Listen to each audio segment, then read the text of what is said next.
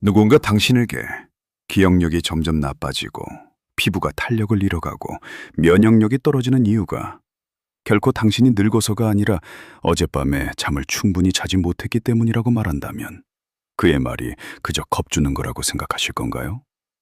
더 충격적인 숫자를 하나 말씀드리겠습니다.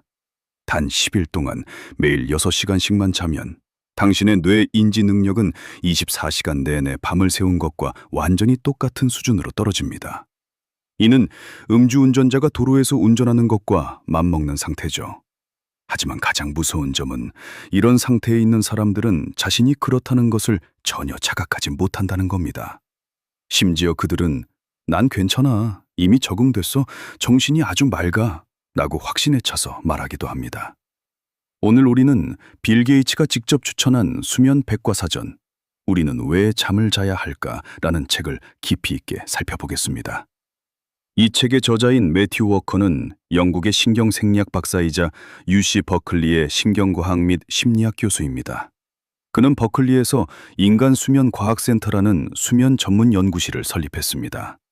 학자로서의 신분 외에도 그는 미국 프로농구, 미국 프로미식축구, 잉글랜드 프리미어리그, 그리고 픽사 애니메이션 스튜디오 등 최고 기관들의 수면 컨설턴트로 활동했으며 현재는 구글 생명과학 부문의 수면과학자도 겸임하고 있습니다. 요약하자면 이 사람은 인간은 왜 잠을 자야 하는가라는 한 가지 문제를 파헤치기 위해 무려 20년이 넘는 세월 동안 연구에 몰두해온 학자입니다. 이 분야에서 전 세계적으로 가장 발언권이 있는 인물 중 하나라고 할 수 있죠. 워커는 이 책에서 세상을 놀라게 할 만한 결론을 던집니다. 수면은 결코 삶의 선택사항이 아니라는 것입니다.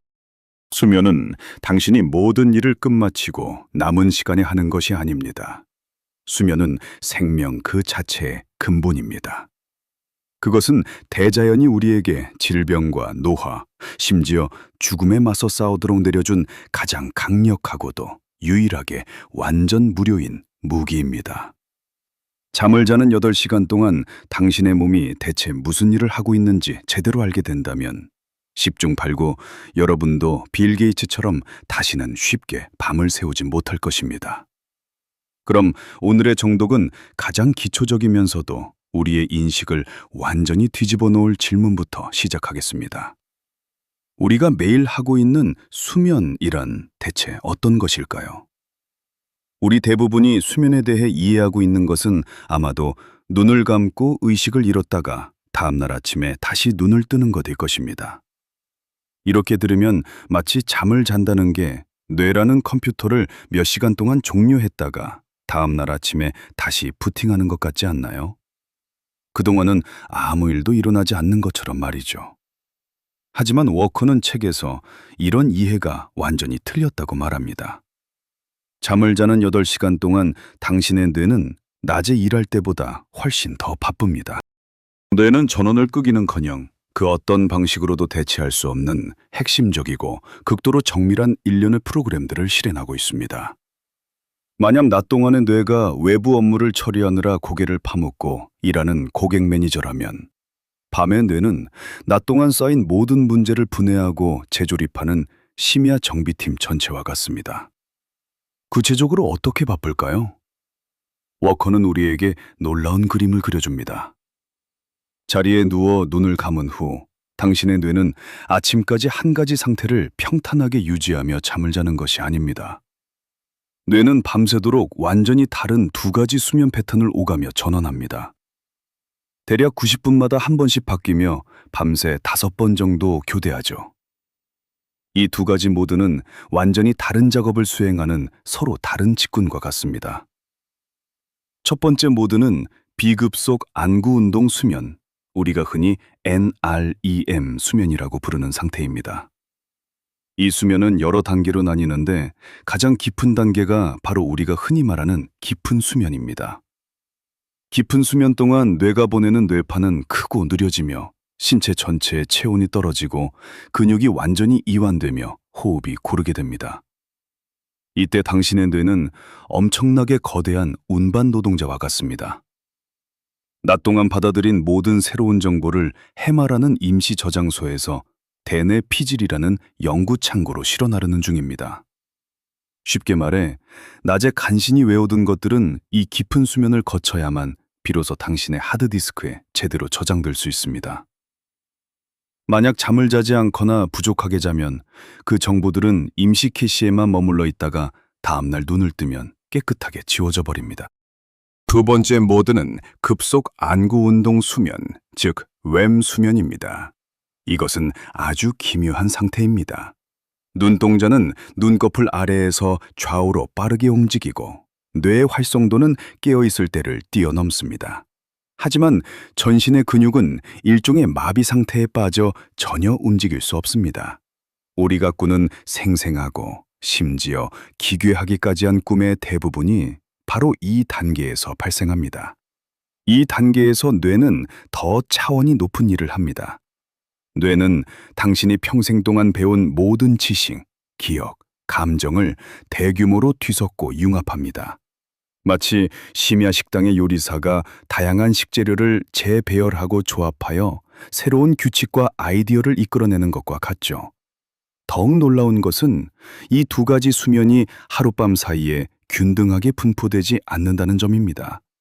전반야, 밤의 전반부에는 깊은 수면이 주도적인 역할을 하고 후반야, 밤의 후반부에는 REM 수면이 주도적인 역할을 합니다.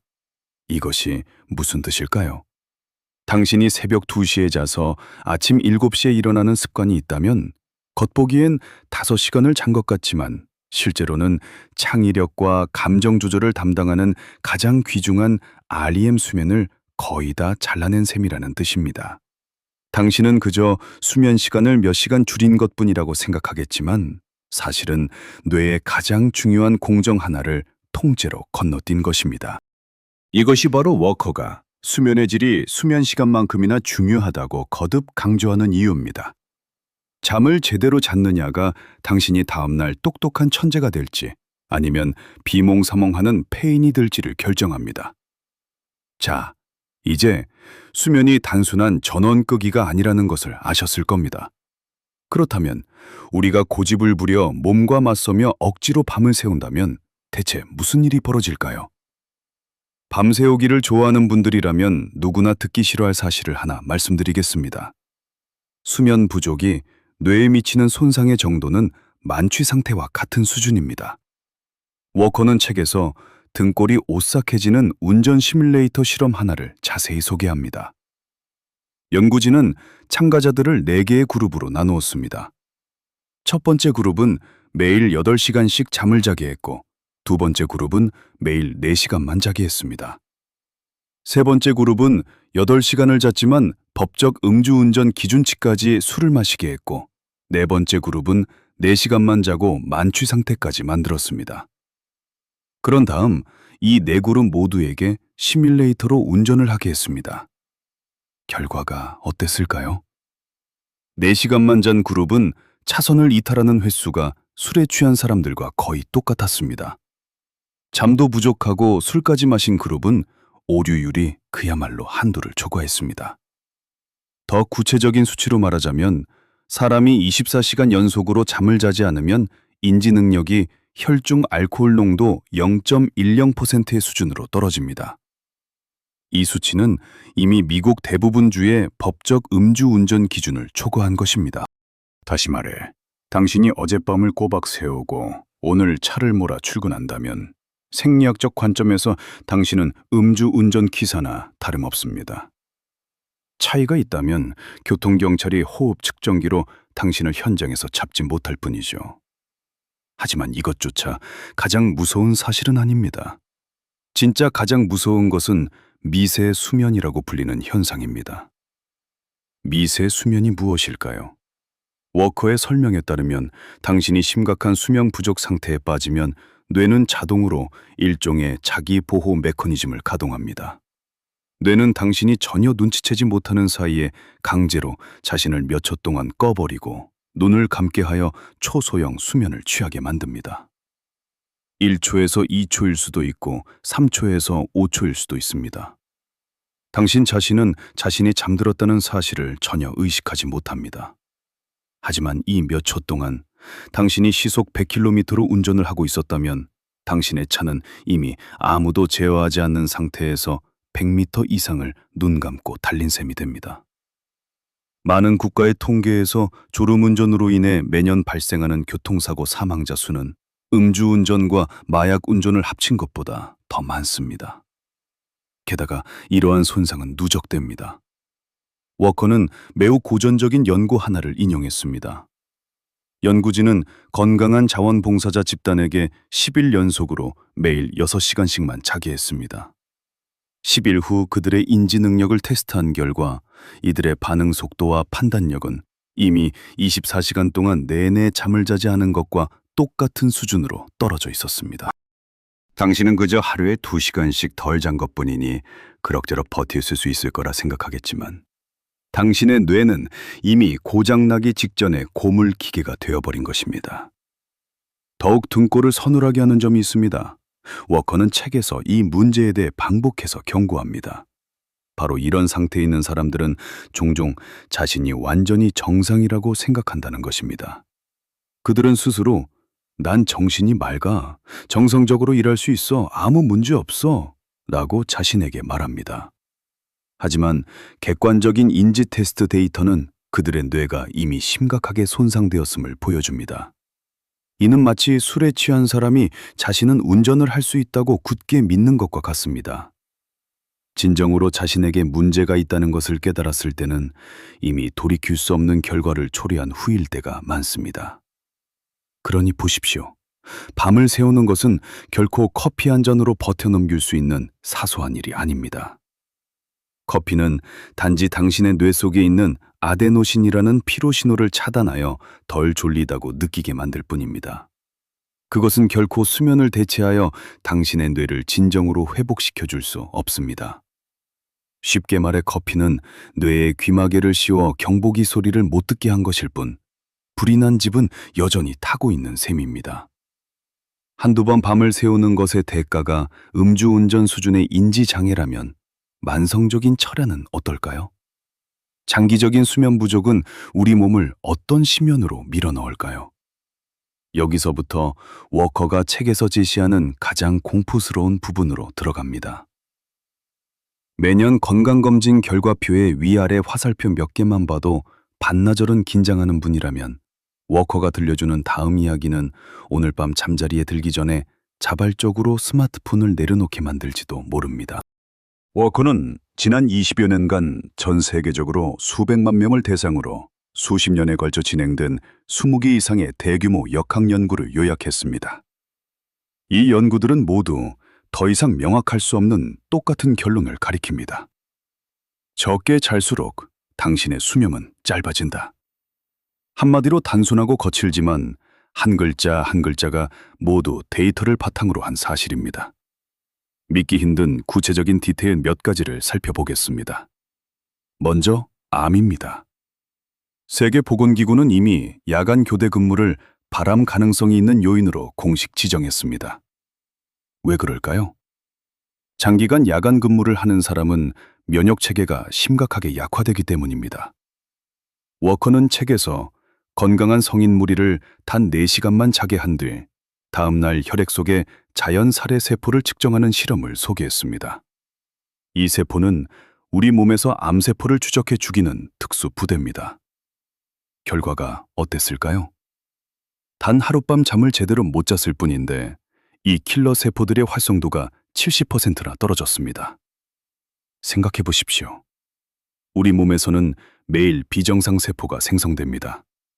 정상적인 상황이라면 이 세포들은 면역 체계에 의해 즉각 제거됩니다.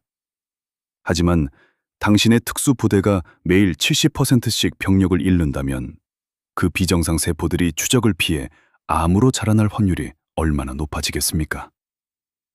다음으로 알츠하이머병, 흔히 치매라고 부르는 병에 대해 이야기해 봅시다. 워커는 책의 많은 지면을 할애하여 깊은 수면 단계에서 뇌가 세척 장치를 가동한다는 사실을 설명합니다. 이 장치는 낮 동안 뇌가 일하면서 생긴 대사 쓰레기들을 씻어내는데 여기에는 베타 아밀로이드라는 독성 단백질도 포함됩니다. 이 베타 아밀로이드가 뇌에 쌓이면 그것이 바로 알츠하이머병을 일으키는 가장 핵심적인 병리학적 원흉이 됩니다. 다시 말해, 깊은 수면을 취할 때마다 뇌는 대청소를 하는 것입니다. 만약 당신이 장기간 자신을 깊은 수면에 빠지지 못하게 한다면 그 쓰레기들은 계속해서 쌓이게 됩니다.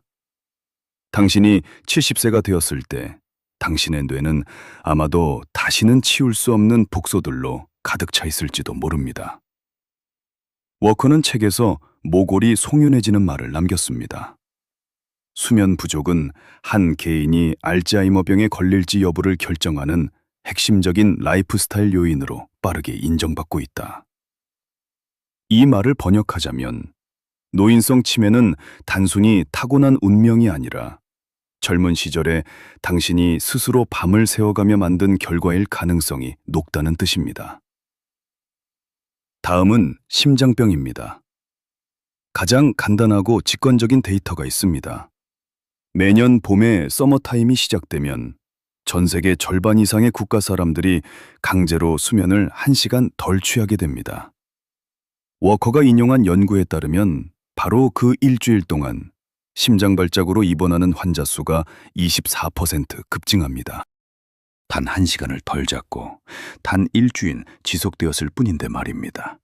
반대로 가을의 표준 시간으로 돌아와 1시간을 더 자게 되면 심장 발작 환자 수는 전년 대비 같은 비율로 감소합니다. 이 대비는 그야말로 대자연이 우리에게 보여주는 가장 직관적인 대조 실험입니다.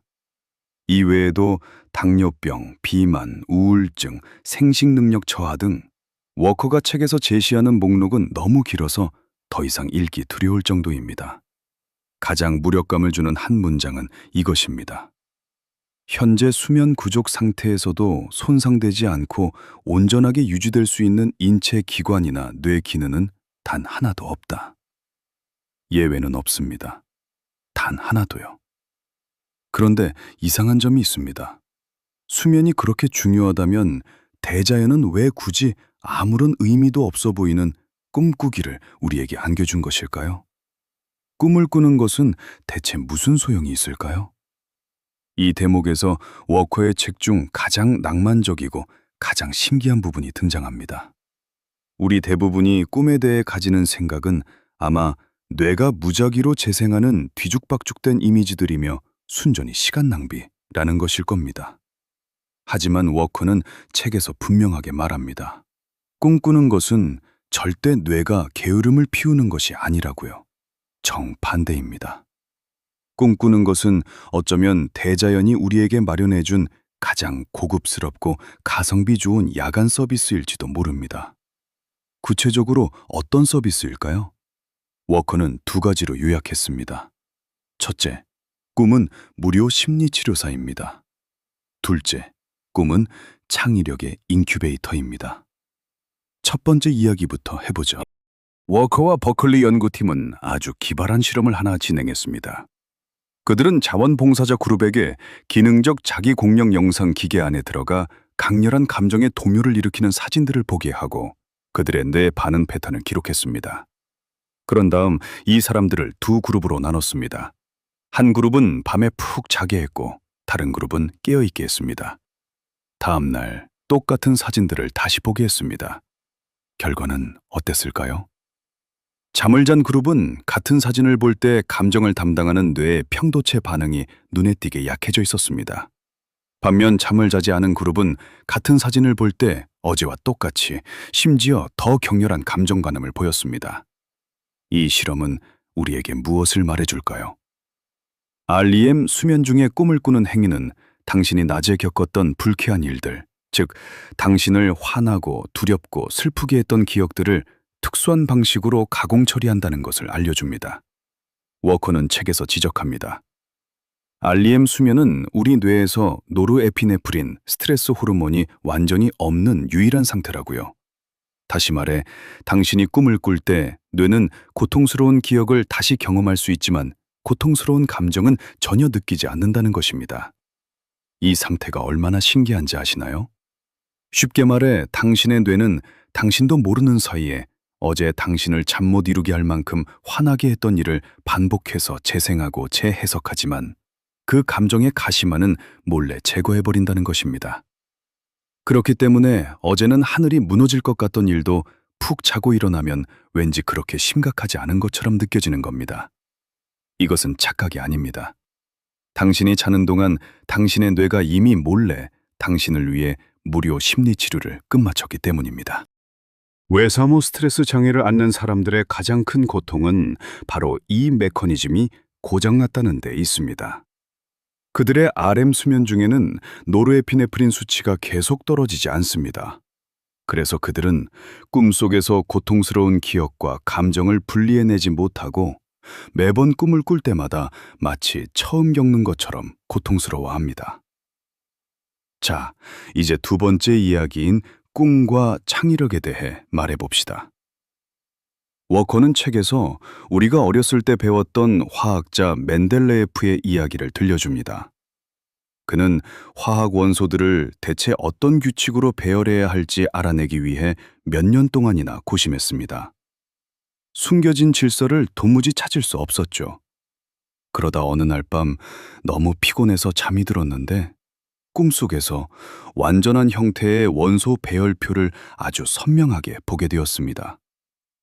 잠에서 깬 그는 즉시 꿈에서 본 그대로 원소 주기율표를 정리했고 거의 수정이 필요 없을 정도였습니다. 이것이 바로 오늘날 모든 화학 교과서에 인쇄되어 있는 그 원소 주기율표의 탄생 과정입니다. 왜 꿈을 꾸는 것이 이런 영감의 폭발을 가져올까요? 워커의 설명에 따르면 REM 수면 중에는 이성적인 사고와 규율에 따른 일처리를 담당하는 전두엽 피질이 억제된 상태에 놓이기 때문입니다. 반면 연상을 담당하고 기억을 통합하는 영역은 비정상적으로 활성화됩니다. 이 상태가 무엇을 의미할까요? 이것은 당신의 뇌 속에 있는 엄격한 논리경찰이 퇴근했다는 것을 의미합니다. 당신의 다양한 기억과 지식은 평소의 궤도에서 잠시 벗어나 깨어 있을 때는 상상조차 할 수 없는 미친 조합들을 만들어냅니다. 전혀 관련 없어 보이는 두 가지 일이 꿈을 꾸는 동안 당신의 뇌에 의해 갑자기 하나로 연결되는 것입니다. 그리하여 새로운 아이디어, 새로운 해결책이 이렇게 탄생하게 됩니다. 그러니 보세요. 꿈을 꾸는 것은 시간 낭비가 아닙니다. 꿈꾸는 시간이야말로 당신의 하루 중 가장 가치 있는 몇 시간입니다. 하지만 공교롭게도 이 몇 시간은 현대의 생활 방식에 의해 다양한 형태로 도둑맞고 있습니다. 우리 조상들이 우리보다 잠을 더 푹 잤다고 한다면 그것은 그들의 건강이 좋아서가 아닙니다. 그들의 생활 환경 자체가 천연적으로 수면에 적합했기 때문입니다. 하지만 워커는 우리 세대가 자발적으로 수많은 수면 방해물들을 설치하고 있다고 지적합니다. 우리는 잠을 푹 자지 못한다고 불평하면서도 수면을 파괴하는 모든 것들을 직접 우리 침실로 끌어들이고 있습니다. 구체적으로 어떤 것들이 우리의 수면을 훔쳐가고 있을까요? 워커는 책에서 4가지를 지목했습니다. 첫 번째 이름, 카페인입니다. 우리 모두 커피가 각성 효과가 있다는 건 알지만 당신은 카페인이라는 물질이 대체 어떻게 각성 작용을 하는지는 모를 수 있습니다. 게다가 그것이 당신 몸속에 얼마나 오래 머무는지도 잘 모릅니다. 워커는 카페인의 작동 원리가 뇌에서 피로 신호를 수신하는 수용체들을 선점하는 것이라고 설명합니다. 당신이 낮에 깨어 있는 매 시간마다 뇌에서는 아데노신이라는 물질이 분비됩니다. 아데노신이 쌓일수록 당신은 점점 더 졸리게 됩니다. 그런데 카페인은 이 아데노신과 아주 비슷하게 생겼습니다. 카페인은 뇌로 돌진해서 그 수용체들을 하나하나 다 차지해버리고 진짜 아데노신이 정박할 곳을 없애버립니다. 그러니까 당신은 안 졸린 게 아니라 자신이 얼마나 졸린지 느끼지 못하게 된 것뿐입니다. 하지만 중요한 건 지금부터입니다. 카페인의 반감기는 무려 5에서 7시간이나 됩니다. 즉, 당신이 오후 3시에 마신 라떼 한 잔의 카페인 중 절반은 밤 10시가 되어도 당신의 몸속에 고스란히 남아있다는 뜻입니다. 당신이 억지로 잠든다 해도 깊은 수면의 질은 심각하게 파괴됩니다. 다음날 일어나면 또 너무 피곤해서 커피로 연명해야 하는 악순환이 반복되는 것이죠.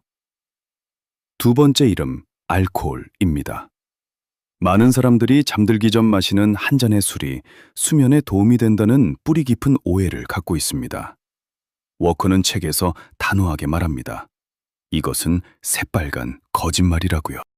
알코올은 양리학적으로 진정제에 속합니다. 술은 당신의 의식은 잃게 만들 수는 있지만 의식을 잃는 것이 곧 잠을 자는 것은 절대 아닙니다. 술을 마신 후에 그 몽롱한 상태에서 나오는 뇌파는 정상적인 수면의 뇌파와 완전히 다릅니다. 더 끔찍한 것은 알코올이 지금까지 알려진 가장 강력한 RM이 수면 억제제 중 하나라는 사실입니다. 밤에 술을 마시면 그날 밤 꿈을 꾸는 시간은 거의 다 잘려나갑니다. 그래서 항상 술의 힘을 빌려 잠을 청하는 사람들은 장기적으로 감정 조절 능력, 기억력, 창의력에 문제가 생길 수밖에 없습니다. 세 번째 이름, 블루라이트, 청색광입니다. 우리 뇌의 멜라토닌 분비는 빛 신호라는 것에 의해 통제됩니다. 날이 어두워지면 뇌는 신호를 받고 멜라토닌을 분비하기 시작하여 당신을 졸리게 만듭니다. 하지만 밤에 당신의 침실에 켜진 밝은 LED 조명이나 자기 전까지 계속 들여다보는 스마트폰 화면에서 뿜어져 나오는 빛은 햇빛을 가장 잘 흉내내는 블루라이트입니다. 워커는 책에서 취침 2시간 전 전자기기 화면을 사용하는 것이 멜라토닌 분비를 무려 3시간이나 지연시킬 수 있다고 경고합니다. 쉽게 말해 당신의 뇌가 스마트폰에 속고 있는 겁니다. 뇌는 지금이 아직 한낮이라고 착각합니다. 그래서 당신은 분명 피곤한데 잠이 오지 않고 화면을 볼수록 점점 더 정신이 또렷해지는 겁니다. 네 번째 이름, 온도입니다. 이것은 가장 간과하기 쉬운 킬러입니다. 우리 몸은 심부 체온이 1도에서 2도 정도 떨어져야만 깊은 수면에 들어갈 수 있습니다. 그러니 침실이 너무 더우면 몸은 깊은 수면 모드로 진입할 수 없습니다.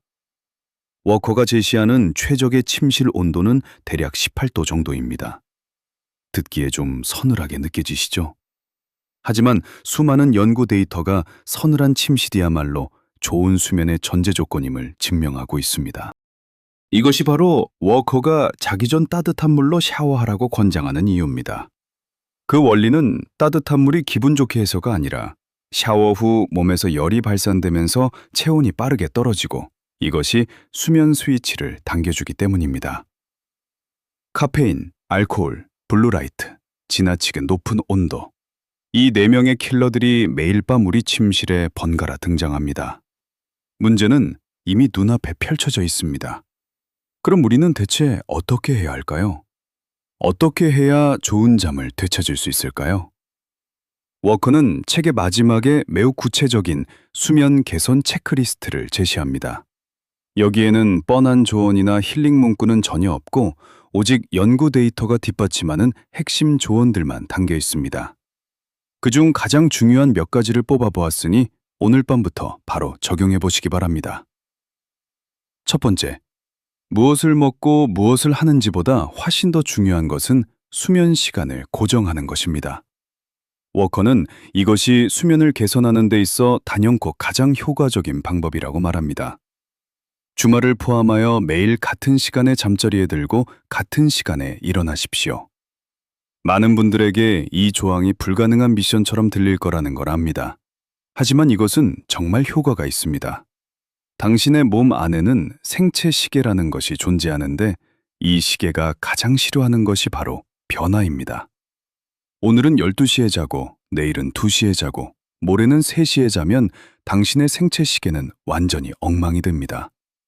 일단 생체 시계가 꼬여버리면 아무리 8시간의 수면 시간을 확보해 두었다 해도 잠들 수 없고 깊게 잠들지 못하며 다음날 일어나기도 힘듭니다.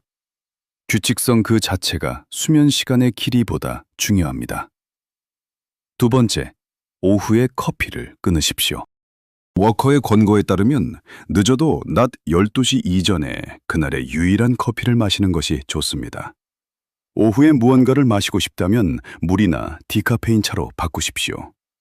도저히 완전히 끊을 수 없다면 적어도 마지막 커피를 오후 2시 이전으로 앞당기십시오. 세 번째, 자기 전에 술을 피하십시오. 잦은 회식이 있는 분들에게는 매우 어려운 일일 겁니다. 하지만 이 점을 꼭 기억하세요. 자기 전 마시는 한 잔의 술은 결코 당신을 푹 작자게 해주지 않습니다. 그저 밤새 귀중한 RM이 수면을 통째로 잃게 만들 뿐입니다. 만약 오늘 밤 꼭 마셔야 한다면 그날 밤의 수면의 질이 떨어질 것이라는 사실을 솔직하게 인정하십시오. 더 이상 술이 수면을 돕는다고 스스로를 속이지 마세요. 네 번째, 침실을 동굴처럼 만드십시오. 워커의 원래 표현을 빌리자면 어둡고 조용하고 서늘하게 하라는 것입니다. 이 세 가지 중 하나라도 빠져서는 안 됩니다. 모든 전자기기의 표시등을 테이프로 가리고 두꺼운 암막 커튼을 치고 에어컨 온도를 조금 낮추십시오. 가능하면 스마트폰은 거실에 두고 충전하세요. 스마트폰 없이는 못 살 것 같겠지만 딱 일주일만 시도해 보십시오. 수면의 질이 하늘과 땅 차이로 달라지는 것을 느끼실 겁니다. 다섯 번째, 낮에 햇볕을 많이 쬐십시오. 우리의 생체 시계는 햇빛을 통해 재설정되어야 하기 때문입니다. 워커는 매일 최소 30분 이상 야외에서 자연광을 접하는 것을 권장하며 빠를수록 좋다고 말합니다. 아침 햇살은 최고의 생체시계 재설정 신호입니다. 하루 종일 사무실 안에서 생활하는 분이라면 이미 생체시계가 무너졌을 가능성이 큽니다. 밖에 나가서 더 많이 걷는 것이 그 어떤 영양제보다 효과적입니다. 여섯 번째, 침대에 누운 지 15분이 지나도 잠이 오지 않는다면 일어나십시오. 이 조항은 우리의 상식과 매우 어긋납니다. 잠이 오지 않을 때 대부분의 반응은 침대에서 뒤척이거나 스마트폰을 잠시 보다가 다시 자려고 노력하는 것이죠. 워커는 이것이 대단히 잘못된 행동이라고 말합니다. 이렇게 하면 뇌는 침대라는 공간을 깨어있음, 불안감과 장기적으로 연결시키게 됩니다. 올바른 방법은 15분이 지나도 잠이 안 오면 일어나서 다른 방으로 가 책을 읽는 등 편안한 활동을 하는 것입니다. 그러다 진짜 졸음이 올 때 다시 침대로 돌아가십시오. 마지막으로 이 책의 가장 핵심적인 질문으로 돌아가 보겠습니다. 우리는 대체 왜 잠을 자야 할까요? 워커가 책에서 제시하는 궁극적인 해답은 이렇습니다. 수면은 남는 시간에 하는 것이 아니다. 수면은 생명의 근본이다. 낮 동안 발휘하는 당신의 지능지수, 감성지수, 기억력, 창의력, 면역력, 생심능력, 심지어 감정적인 문제를 평온하게 처리할 수 있는 능력까지. 이 모든 것이 어젯밤 당신이 취한 수면의 질 위에 세워져 있습니다. 우리는 어떻게 하면 더 건강하게 먹을지, 몸을 더 튼튼하게 단련할지, 돈을 더 많이 벌지에 막대한 에너지를 쏟지만 정작 가장 간단하고 완전 무료인 일, 푹 자는 것은 너무나 쉽게 무시해버립니다. 오늘 밤부터는 잠을 자는 것을 하루 중 가장 중요한 일무로 여기십시오. 그것은 시간 낭비가 아닙니다. 대자연이 당신을 위해 몰래 모든 것을 회복시켜주는 위대한 시간입니다. 시청해 주셔서 감사합니다. 다음 책에서 다시 뵙겠습니다.